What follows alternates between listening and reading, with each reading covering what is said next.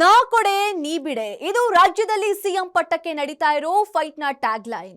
ತ್ಯಾಗದ ಮಾತು, ಕೊಟ್ಟ ಮಾತು, ಮಾತು ಕೊಡಲ್ಲ ಕೊಟ್ರೆ ತಪ್ಪಲ್ಲ ಅನ್ನುವ ಮಾತುಗಳ ನಡುವೆಯೇ ಸಿದ್ದು ಪುತ್ರ ಆಡಿದ ಒಂದೇ ಒಂದು ಮಾತು ಈಗ ಕುರ್ಚಿ ಫೈಟ್ಗೆ ಮತ್ತೊಂದು ತಿರುವು ನೀಡಿದೆ. ಮುಗಿಯದ ಯುದ್ಧಕ್ಕೆ ಮತ್ತೊಂದು ವಾದ ಈಗ ಸೇರಿಕೊಂಡಿದೆ. ಎಲ್ಲ ವಾದ ಪ್ರತಿವಾದಗಳನ್ನ ಆಲಿಸಿರೋ ಹೈಕಮಾಂಡ್ ಈಗ ಅಖಾಡಕ್ಕೆ ಇಳಿದಿದೆ. 2 ಮುಹೂರ್ತಗಳು ಫಿಕ್ಸ್ ಆಗಿದೆ. ಕುರ್ಚಿ ಕದನ ಅಸಲಿ ಕಹಾನಿ ಡೀಟೇಲ್ಸ್ ಇಲ್ಲಿದೆ ನೋಡಿ.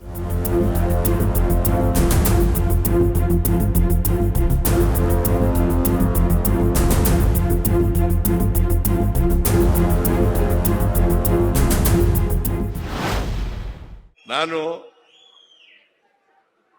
ಮಾತು ಕೊಡಲ್ಲ, ಕೊಟ್ಟ ಮೇಲೆ ಮಾಡೇ ಮಾಡ್ತೀವಿ.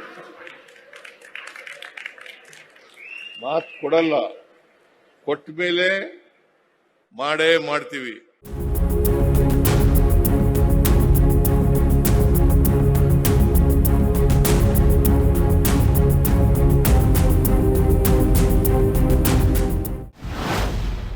ನನ್ನ ಪ್ರಕಾರ ಅಕಸ್ಮಾತ್ ಬದಲಾವಣೆಗೆ ಹೈಕಮಾಂಡ್ ಮುಂದಾದ್ರೆ ಏನಾಗ್ಬೋದು? ಅಲ್ಲ ಈಗಲೇ ಯಾತಕ್ಕೆ ಹಾಗಾಗ್ಬೋದು ಹೀಗಾಗ್ಬೋದು ಅಂತ ಯಾಕಂದ್ರೆ ಒಂದು ಸಣ್ಣ ಊಹಾಪೋಹಗಳ ಬಗ್ಗೆ ಈಗಾಗಲೇ ನಾವು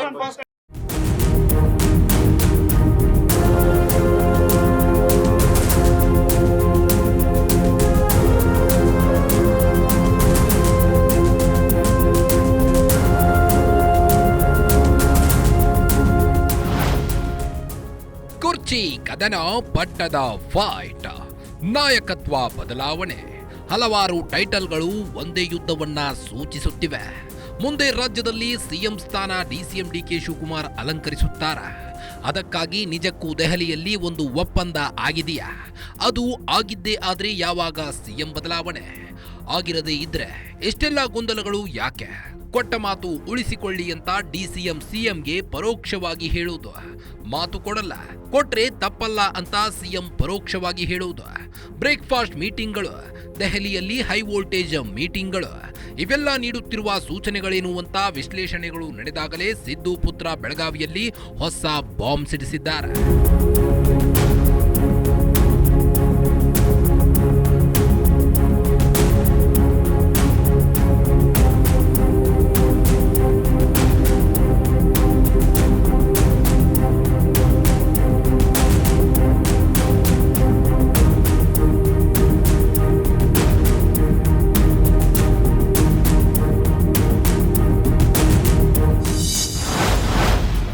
ಅಧಿವೇಶನದ ಮೊದಲ ದಿನವೇ ಹೊಸ ಬಾಂಬ್.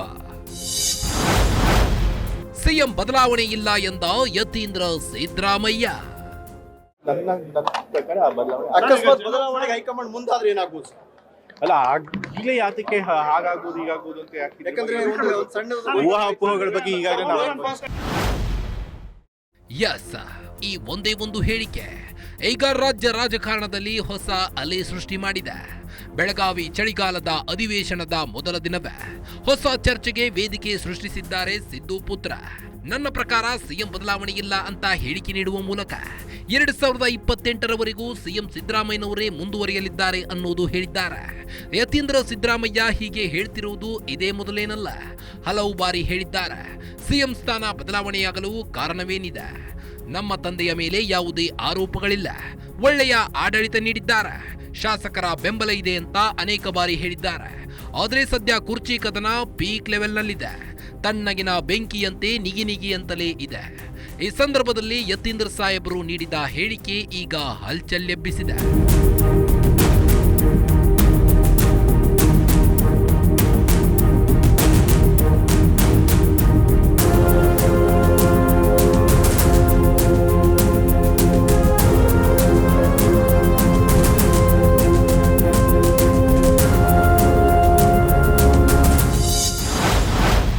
ಕುರ್ಚಿ ಕದನಕ್ಕೆ ಫುಲ್ ಸ್ಟಾಪ್ ಇಟ್ರ ಯತೀಂದ್ರ. ಬೆಳಗಾವಿಯಲ್ಲಿ ನೀಡಿದ ಹೇಳಿಕೆ ಹಿಂದಿನ ಮರ್ಮವೇನು? ಯತೀಂದ್ರ ಸಿದ್ದರಾಮಯ್ಯ ಇತ್ತೀಚೆಗೆ ನೀಡುತ್ತಿರುವ ಹೇಳಿಕೆಗಳು ರಾಜ್ಯ ರಾಜಕಾರಣದಲ್ಲಿ ಸುನಾಮಿಯನ್ನೇ ಸೃಷ್ಟಿಸುತ್ತಿವೆ. ಈ ಹಿಂದೆ ಇದೇ ಬೆಳಗಾವಿಯ ಕಪ್ಪಲಗುದ್ದಿಯಲ್ಲೇ ಕನಕದಾಸ ಮೂರ್ತಿ ಲೋಕಾರ್ಪಣೆ ಸಮಾರಂಭದ ವೇಳೆ ಮುಂದಿನ ದಿನಗಳಲ್ಲಿ ಸಿಎಂ ಸಿದ್ದರಾಮಯ್ಯನವರ ಅಹಿಂದ ನಾಯಕ ಸ್ಥಾನವನ್ನ ಸತೀಶ್ ಜಾರಕಿಹೊಳಿ ಅವರು ತುಂಬಲಿದ್ದಾರೆ ಅಂತ ಹೇಳುವ ಮೂಲಕ ಕುರ್ಚಿ ಕದನ ಫೈಟ್ಗೆ ಸತೀಶ್ ಜಾರಕಿಹೊಳಿ ಅವರಿಗೆ ಎಂಟ್ರಿ ಕೊಡಿಸಿದ್ರು. ಇದು ಕೂಡ ದೊಡ್ಡ ಹಲ್ಚೆಲ್ಲೆಬ್ಬಿಸಿತ್ತು. ತಂದೆಯವರು ಈಗ ಇನ್ನೇನು ರಾಜಕೀಯ ಕೊನೆಗಾಲದಲ್ಲಿ ಇದ್ದಾರೆ, ಅವರ ರಾಜಕೀಯ ಬದುಕಿನ ಕೊನೆ ಘಟ್ಟದಲ್ಲಿದ್ದಾರೆ. ಅಂತ ಸಮಯದಲ್ಲಿ ಈ ರೀತಿ ವೈಚಾರಿಕವಾಗಿ ಪ್ರಗತಿಪರವಾದಂತಹ ಸಿದ್ಧಾಂತ ಇಟ್ಕೊಂಡಿರೋರಿಗೆ ಮಾರ್ಗದರ್ಶನ ಮಾಡೋದಕ್ಕೆ, ಅವ್ರಿಗೆ ನೇತೃತ್ವ ವಹಿಸ್ಕೊಳ್ಳೋಕೆ ಒಬ್ರು ನಾಯಕರು ಬೇಕು. ಜಾರಕಿಹೊಳಿ ಅವರು ಅಂತ ಒಂದು ಜವಾಬ್ದಾರಿನ ವಹಿಸ್ಕೋತಾರೆ. ಕಾಂಗ್ರೆಸ್ ಪಕ್ಷ ಸಿದ್ಧಾಂತ ನಂಬಿಕೆ ಇಟ್ಕೊಂಡಿರುವಂತ ಎಲ್ಲ ರಾಜಕಾರಣಿಗಳಿಗೆ, ಯುವ ನಾಯಕರಿಗೆ ಅವ್ರು ಮಾದರಿಯಾಗಿ ನಮ್ಮನ್ನು ಮುನ್ನಡೆಸ್ತಾರೆ ಅನ್ನೋ ಒಂದು ನಂಬಿಕೆ ನನಗಿದೆ. ಅವರನ್ನೇ ಕೇಳಿ ಹೈಕಮಾಂಡ್ ನೋಡಿಕೊಳ್ಳುತ್ತೆ. ಯತೀಂದ್ರ ಹೇಳಿಕೆಗೆ ಡಿಕೆ ಸಾಬ್ ಕೌಂಟರ್. ಅಂದು ಬೆಳಗಾವಿಯಲ್ಲಿ ಯತೀಂದ್ರ ಆಡಿದ ಮಾತಿಗೆ ಡಿಸಿಎಂ ಡಿಕೆ ಶಿವಕುಮಾರ್ ಸ್ವಲ್ಪ ಸಿಡಿಮಿಡಿಗೊಂಡಿದ್ರು. ಆ ವೇಳೆ ಮಂತ್ರಾಲಯದ ರಾಘವೇಂದ್ರ ಸ್ವಾಮಿಗೆ ವಿಶೇಷ ಪೂಜೆ ಸಲ್ಲಿಸಿದ್ರು ಡಿಕೆ ಶಿವಕುಮಾರ್. ರಾಯಚೂರಿನ ಗಾಣದಾಲ್ನಲ್ಲಿರುವ ಪಂಚಮುಖಿ ಆಂಜನೇಯ ಸ್ವಾಮಿ ದರ್ಶನ ಪಡೆದ ಡಿಕೆ ತಮ್ಮ ಹೋರಾಟಕ್ಕೆ ಹನುಮಬಲ ಬಯಸಿದ್ರು. ಇದೇ ವೇಳೆ ಯತೀಂದ್ರ ಸಿದ್ದರಾಮಯ್ಯ ಸಿದ್ದುಗೆ ಪರ್ಯಾಯ ನಾಯಕ ಸತೀಶ್ ಸಾಹುಕಾರ್ ಎಂದು ಹೇಳಿದ್ದು ಅವರನ್ನ ಕೊಂಚ ಕೆರಳಿಸಿತ್ತು. ಆದರೂ ಸ್ಥಿತ ಪ್ರಜ್ಞೆ ಕಾಯ್ದುಕೊಂಡು ಮಾತನಾಡಿದ್ದ ಡಿಕೆ ಇದನ್ನೆಲ್ಲ ಹೈಕಮಾಂಡ್ ನೋಡಿಕೊಳ್ಳುತ್ತೆ ಅಂತ ಹೇಳಿದ್ರು. ಕೇಳಿ, ಅವ್ರು ಏನ್ ಹೇಳಿದಾರೆ ನೀವು ಅವ್ರು ಕೇಳಬೇಕು, ನನ್ ಕೇಳಿದ್ರೆ ಏನಾಗ್ಬೇಕು?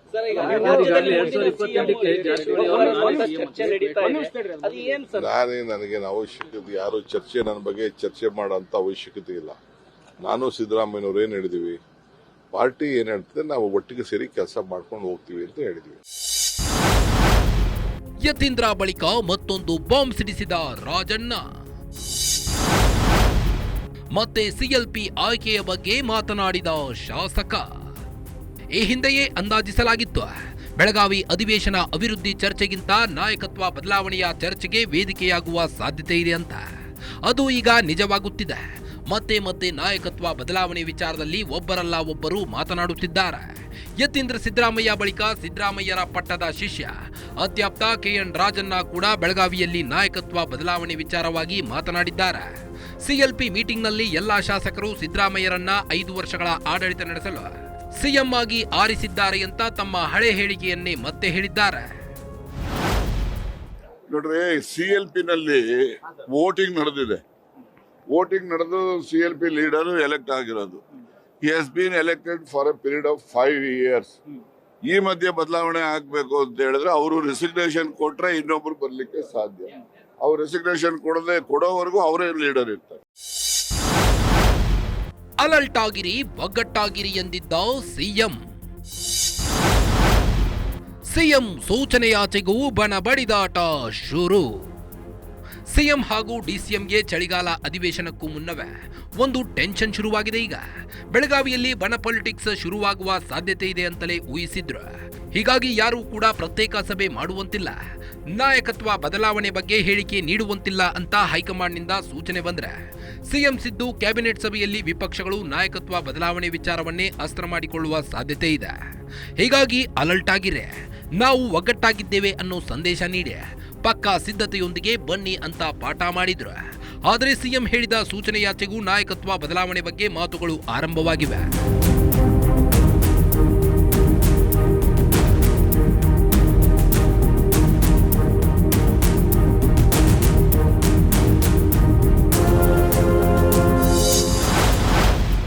ಯತೀಂದ್ರ ಹೇಳಿಕೆಗೆ ಡಿಕೆಶಿ ಟೀಮ್ ಕಿಡಿಕಿಡಿ.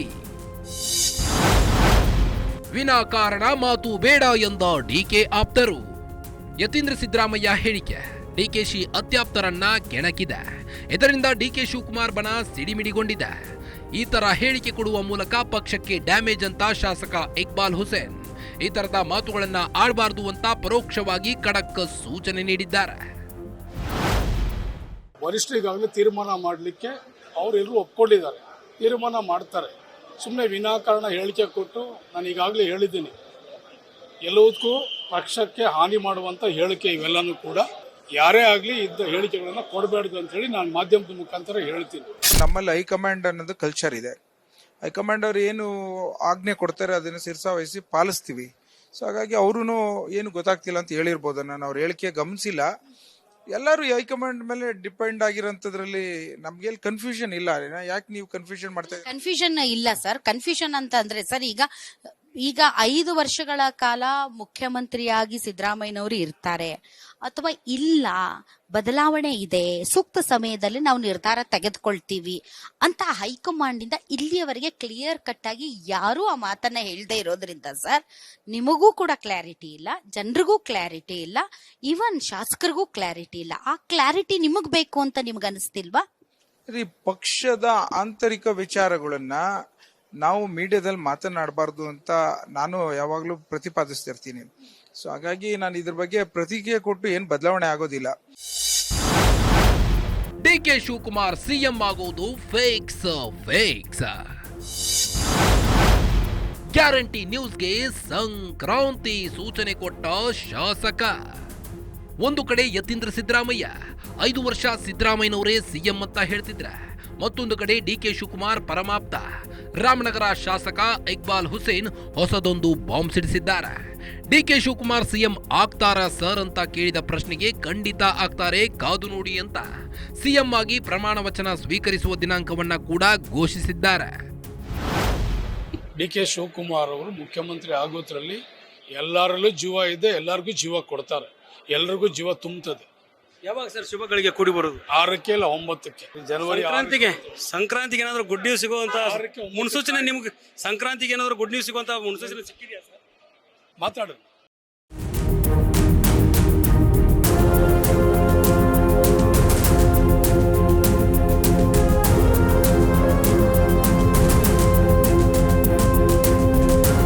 ಬೆಳಗಾವಿಯಲ್ಲಿ ಸಿಎಂ ಬದಲಾವಣೆ ವಿಚಾರದಲ್ಲಿ ಒಂದೊಂದೇ ಬಾಂಬ್ಗಳು ಸ್ಫೋಟಗೊಳ್ತಾ ಇದ್ರೆ ದೆಹಲಿಯಲ್ಲಿ ಬೇರೆಯದ್ದೇ ಲೆಕ್ಕಾಚಾರ ಶುರುವಾಗಿದೆ. ಸಂಕ್ರಾಂತಿ ಘಟಿಸುವ ಘಳಿಗೆ ಸಮೀಪವಾಗಿದೆ. ಈಗಾಗಲೇ 2 ಮುಹೂರ್ತಗಳನ್ನ ಇಟ್ಟಾಗಿದೆ.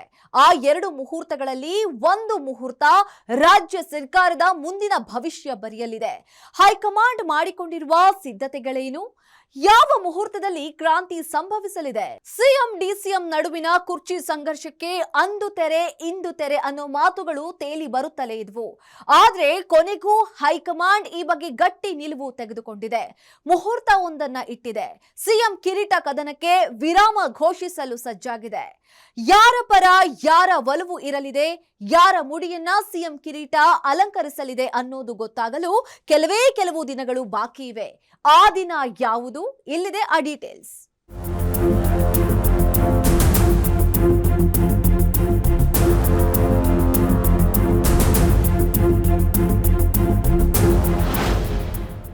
ಪಟ್ಟದಾಟಕ್ಕೆ ಕ್ಲೈಮ್ಯಾಕ್ಸ್ ಬಂದೇ ಬಿಡ್ತು. ಎಸ್, ಕಳೆದ 3 ತಿಂಗಳಿನಿಂದ ತಾರಕಕ್ಕೇರಿದ್ದ, ನವೆಂಬರ್ನಿಂದ ಇನ್ನೊಂದು ಮಜಲಿಗೆ ಹೊರಳಿದ್ದ ಸಿಎಂ ಬದಲಾವಣೆ ಫೈಟ್ ಈಗ ಕ್ಲೈಮ್ಯಾಕ್ಸ್ ಹಂತಕ್ಕೆ ಬಂದಿದೆ. ದೆಹಲಿಯ ಹೈಕಮಾಂಡ್ ಆಸ್ಥಾನದಲ್ಲಿ ಸಿಂಹಾಸನ ಯಾರ ಪಾಲಿಗೆ ಅನ್ನೋದು ನಿರ್ಧಾರವಾಗಲಿದೆ. ಅದೇ ಹಿಂಟನ್ನ ರಾಮನಗರ ಶಾಸಕ ಬೆಳಗಾವಿಯಲ್ಲಿ ನೀಡಿದ್ರಾ ಅನ್ನೋ ಅನುಮಾನ ಸದ್ಯ ಮೂಡ್ತಿದೆ.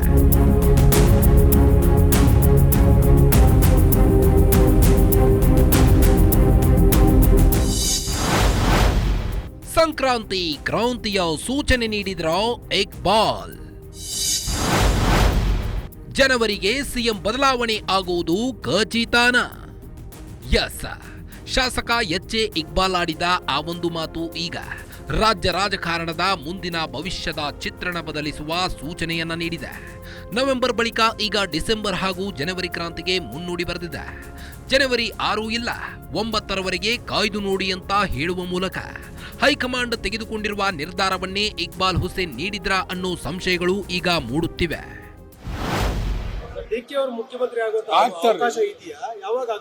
ಹೀಗೆ ಆಗ್ತಾರೆ. ಜನವರಿ 6ಕ್ಕೆ 9ಕ್ಕೆ ಕಾದ್ ನೋಡಿ. ಎಸ್, ಇಕ್ಬಾಲ್ ಹುಸೇನ್ ಹೇಳಿದ್ದು ಒಂದು ಹಂತದಲ್ಲಿ ಹೈಕಮಾಂಡ್ ಮಾಡಿಕೊಂಡಿರುವ ನಿರ್ಧಾರವನ್ನ ಅನ್ನೋ ದೃಷ್ಟಿಯಿಂದಲೇ ನೋಡಲಾಗ್ತಿದೆ. ಕಾರಣ ದೆಹಲಿಯಲ್ಲಿ ಕರ್ನಾಟಕದ ರಾಜಕೀಯ ವಿಚಾರವಾಗಿ ಚರ್ಚೆಗಳು ಗರಿಗೆದರಿವೆ. ಈ ಕದನ ಬೇರೆಯೇ ಸ್ವರೂಪ ಪಡೆದುಕೊಳ್ಳುವ ಮೊದಲೇ ಇದಕ್ಕೊಂದು ಅಂತ್ಯ ಹಾಡಬೇಕು ಅಂತ ಕೊನೆಗೂ ನಿರ್ಧಾರಕ್ಕೆ ಬಂದಿದೆ. ಹೀಗಾಗಿ ಅಧಿವೇಶನ ಮುಗಿಯುವುದನ್ನೇ ಹೈಕಮಾಂಡ್ ಕಾಯ್ತಿದೆ ಅನ್ನೋ ವಿಷಯ ದೆಹಲಿ ಮೂಲಗಳಿಂದ ಕೇಳಿ ಬರ್ತಿವೆ.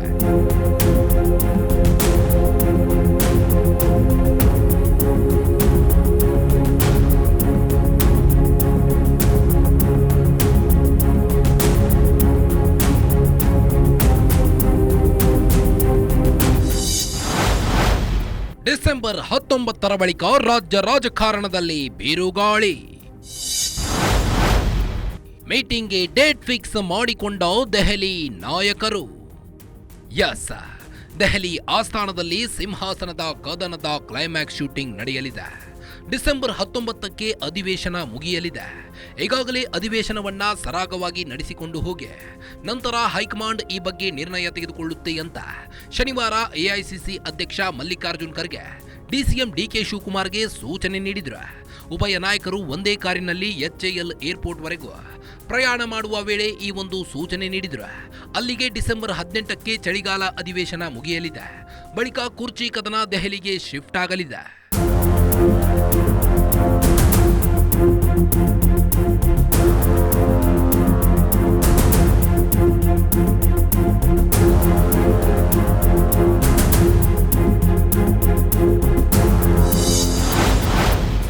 ಸಿಎಂ ಡಿಸಿಎಂಗೆ ಬಿ ರೆಡಿ ಅಂತ ಬಂತು ಸೂಚನೆ. ಅಧಿವೇಶನದ ಬಳಿಕ ದೆಹಲಿಯಿಂದ ಬುಲಾವ್.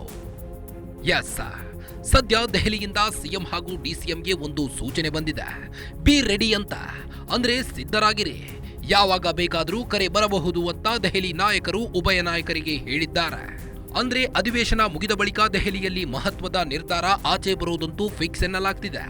ಈಗಾಗಲೇ ಎಐಸಿಸಿ ಅಧ್ಯಕ್ಷ ಮಲ್ಲಿಕಾರ್ಜುನ್ ಖರ್ಗೆ ಜೊತೆ ಕಾಂಗ್ರೆಸ್ ವರಿಷ್ಠೆ ಸೋನಿಯಾ ಗಾಂಧಿ ನಾಯಕತ್ವ ವಿಚಾರದ ಬಗ್ಗೆ ಚರ್ಚೆ ಮಾಡಿದ್ದಾರೆ. ಸದ್ಯದಲ್ಲಿಯೇ ಇಬ್ಬರನ್ನು ಕರೆಸಿ ಮಾತನಾಡೋಣ ಅಂತಲೂ ಹೇಳಿದ್ದಾರೆ. ಈಗ ಆ ಮುಹೂರ್ತ ಹತ್ತಿರ ಬಂದಿದೆ.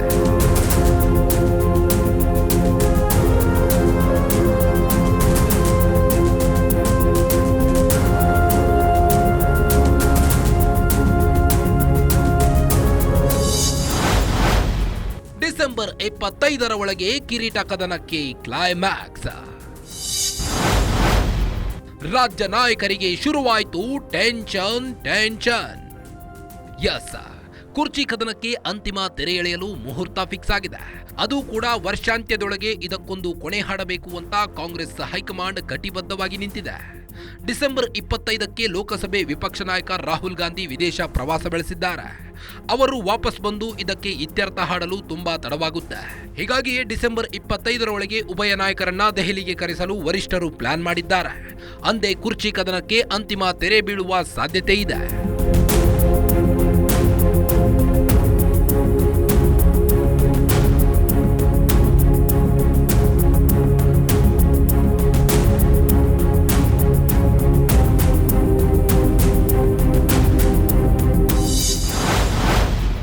ಡಿಸೆಂಬರ್ 24ಕ್ಕೆ ದೆಹಲಿಗೆ ಬುಲಾವ್ ಸಾಧ್ಯತೆ. ನೋವು ನಿವಾರಕ ನಿರ್ಣಯಕ್ಕೆ ತೀರ್ಮಾನ. ಎಸ್, ಡಿಸೆಂಬರ್ 24ಕ್ಕೆ ದೆಹಲಿಯಲ್ಲಿ ಅಂತಿಮ ತೀರ್ಮಾನ ಆಚೆ ಬರುವ ಸಾಧ್ಯತೆ ಇದೆ. ಅದಕ್ಕೂ ಮೊದಲು ಉಭಯ ನಾಯಕರನ್ನ ಕರೆದು ಮಾತನಾಡಲು 2 ಮುಹೂರ್ತಗಳು ಫಿಕ್ಸ್ ಆಗಿವೆ. ಡಿಸೆಂಬರ್ 14ರಂದು ರಾಹುಲ್ ಗಾಂಧಿ ದೆಹಲಿಯಲ್ಲಿ ವೋಟ್ ಚೋರಿ ವಿರುದ್ಧ ಬೃಹತ್ ಪ್ರತಿಭಟನೆ ನಡೆಸಲು ತೀರ್ಮಾನಿಸಿದ್ದಾರೆ. ಇದೇ ಸಮಯದಲ್ಲೇ ಉಭಯ ನಾಯಕರನ್ನು ಕರೆದು ಮಾತುಗಳನ್ನಾಡುವ ಸಾಧ್ಯತೆ ಇಲ್ಲವಾದಲ್ಲೇ ಅಧಿವೇಶನ ಮುಗಿದ ಮಾರನೇ ದಿನ ಅಂದ್ರೆ ಡಿಸೆಂಬರ್ 19ಕ್ಕೆ ಮಾತುಕತೆಗಳು ನಡೆಯುವ ಸಾಧ್ಯತೆ ಕೂಡ ಇದೆ. ಅಂತಿಮವಾಗಿ ಡಿಸೆಂಬರ್ 24ಕ್ಕೆ ಅಂತಿಮ ತೀರ್ಮಾನ ಆಚೆ ಬರುವ ಎಲ್ಲಾ ಸೂಚನೆಗಳು ಇವೆ. ಉಭಯ ನಾಯಕರಿಗೆ ಯಾವುದೇ ರೀತಿ ನೋವು ಬೇಸರವಾಗದಂತೆ ಒಂದು ತೀರ್ಮಾನಕ್ಕೆ ಬರಲು ದೆಹಲಿ ನಾಯಕರು ರೆಡಿಯಾಗಿದ್ದಾರೆ.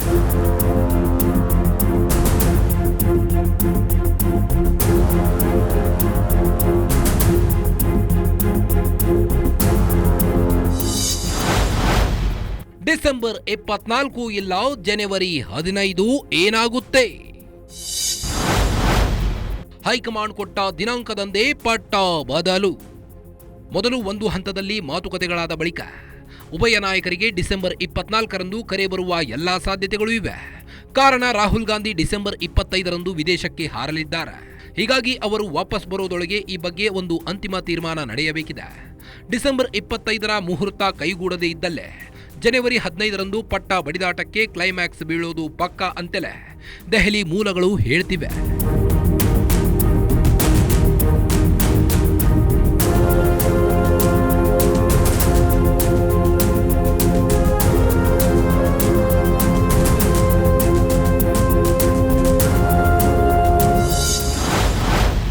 ಸಿಎಂ ಬದಲಾವಣೆ ತೀರ್ಮಾನಕ್ಕೆ ವಿಳಂಬ ಏಕೆ? ಹೈಕಮಾಂಡ್ ನಾಯಕರಲ್ಲೂ ಇವೆ 2 ಟೀಮ್.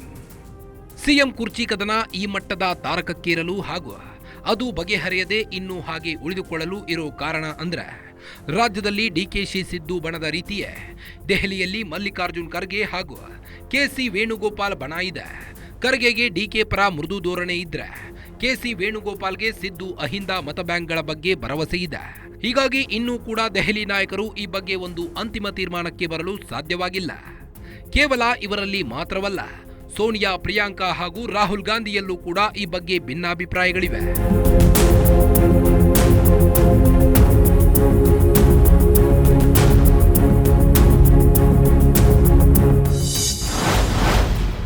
ಡಿಕೆ ಶಿವಕುಮಾರ್ ಪರ ಸೋನಿಯಾ, ಪ್ರಿಯಾಂಕಾ ಒಲವು. ಯಾರ ಪರ ರಾಹುಲ್ ಗಾಂಧಿ ವಿಟೋ ಪವರ್ ಚಲಾವಣೆ. ಎಸ್, ಕೇವಲ ಖರ್ಗೆ ಹಾಗೂ ಕೆಸಿ ವೇಣುಗೋಪಾಲ್ ನಡುವೆ ಮಾತ್ರ ಭಿನ್ನಾಭಿಪ್ರಾಯಗಳಿಲ್ಲ. ಇಲ್ಲಿ ಗಾಂಧಿ ಕುಟುಂಬದಲ್ಲಿಯೂ ಕೂಡ ಸಿಎಂ ಆಯ್ಕೆಯ ಬಗ್ಗೆ ಭಿನ್ನಾಭಿಪ್ರಾಯಗಳಿವೆ. ಡಿಕೆ ಶಿವಕುಮಾರ್ ಅಂದರೆ ಕಾಂಗ್ರೆಸ್ ಹೈಕಮಾಂಡ್ನ ಮುದ್ದಿನ ಕೂಸು ಅಂತ ಅನೇಕರು ಬಣ್ಣಿಸುತ್ತಾರೆ. ಅದರಲ್ಲೂ ಸೋನಿಯಾ ಗಾಂಧಿ ಹಾಗೂ ಪ್ರಿಯಾಂಕಾ ಗಾಂಧಿ ವಾದ್ರಾಗೆ ಡಿಕೆ ಶಿವಕುಮಾರ್ ಅಂದ್ರೆ ಒಂದು ತೂಕ ಆಪ್ತತೆ ಹೆಚ್ಚು. ಆದರೆ ರಾಹುಲ್ ಗಾಂಧಿಗೆ ಡಿಕೆಗಿಂತ ಒಂದು ಗುಲಗಂಜಿ ತೂಕದಷ್ಟು ಹೆಚ್ಚು ಸಿದ್ದು ಮೇಲೆ ಭರವಸೆ. ಕಾರಣ ಕಳೆದ 10 ವರ್ಷಗಳಿಂದ ಒಬಿಸಿ ವೋಟ್ಗಳು ಬಹುತೇಕ ಬಿಜೆಪಿಯೆಡೆಗೆ ಶಿಫ್ಟ್ ಆಗಿವೆ. ಒಬಿಸಿ ಮತಗಳನ್ನ ಕಾಂಗ್ರೆಸ್ನತ್ತ ಸೆಳೆಯಲು ರಾಹುಲ್ ಗಾಂಧಿ ಕಸರತ್ತು ನಡೆಸುತ್ತಿದ್ದಾರೆ. ಹೀಗಾಗಿ ಒಬಿಸಿ ಸಮುದಾಯದ ಪ್ರಬಲ ನಾಯಕ ಸಿದ್ದರಾಮಯ್ಯರನ್ನ ಕೆಳಗಿಳಿಸಿದ್ರೆ ಮುಂದೆ ಪಕ್ಷಕ್ಕೆ ಆಗುವ ಡ್ಯಾಮೇಜ್ ಬಗ್ಗೆ ಚಿಂತಿಸುತ್ತಿದ್ದಾರೆ. ಇದೆಲ್ಲದರ ನಡುವೆಯೂ ಒಂದು ಅಂತಿಮ ತೀರ್ಮಾನಕ್ಕೆ ಬರಲೇಬೇಕಿದೆ. ಹೀಗಾಗಿ ರಾಹುಲ್ ಗಾಂಧಿ ತೀರ್ಮಾನದ ಮೇಲೆಯೇ ಇದು ಹೆಚ್ಚು ಅವಲಂಬಿತವಾಗಿದೆ. ರಾಹುಲ್ ತಮ್ಮ ಒಲವಿನ ವಿಟೋ ಪವರ್ ಯಾರ ಪರ ಚಲಾಯಿಸುತ್ತಾರೆ ಅನ್ನುವುದು ಸದ್ಯದ ಕುತೂಹಲ.